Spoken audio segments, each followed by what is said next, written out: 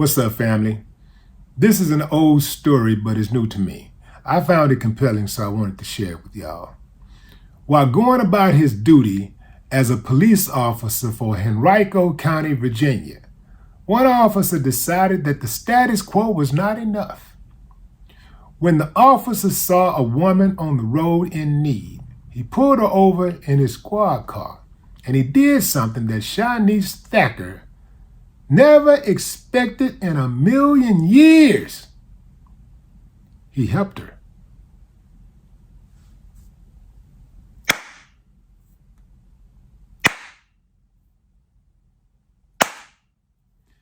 Not only did the officer warn her about a brake light that had gone out, but he also proceeded to do something that left her speechless and compelled her to share her experience to a wider audience on Facebook. When Shanice saw that Officer Jenkins was pulling her over, she was worried. She started fumbling through her glove compartment, looking for her registration and insurance information.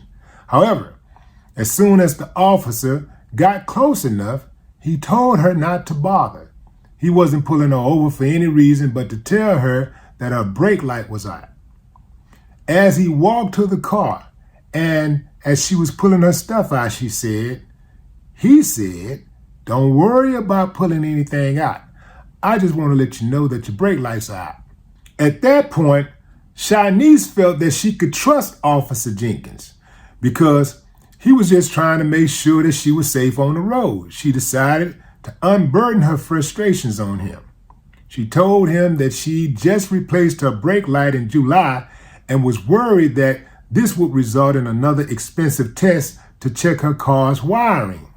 Shanice said Officer Jenkins asked her to pop the trunk so that he could check the lights, which he did by tapping them, but they wouldn't come on. So he asked her to pop the hood so that he could check the relay box.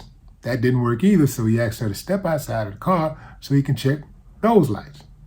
Still, no action.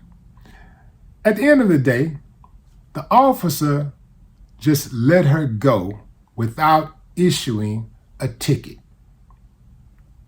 Could have gave her a hard time, but he didn't. In my opinion, the guy demonstrated excellent service. This is what we pay for. He listened to her with empathy and understanding. And he heard her story about how if she had to fork over some more money for wire testing, how that could set her back. And he gave her a break. You see, that's the type of police officer that I don't mind funding. This is what we expect. Well, this is what we should expect. I think at one time we did expect, but then we came to realize that really probably should expect something way worse because of the culture and what we've seen time and time and time and time and time and time and time and time and time and time and time and time and time and time again.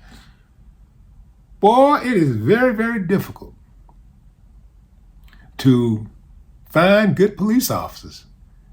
Where they at? Where they at? It's a song called Where They At? Where They At? For real.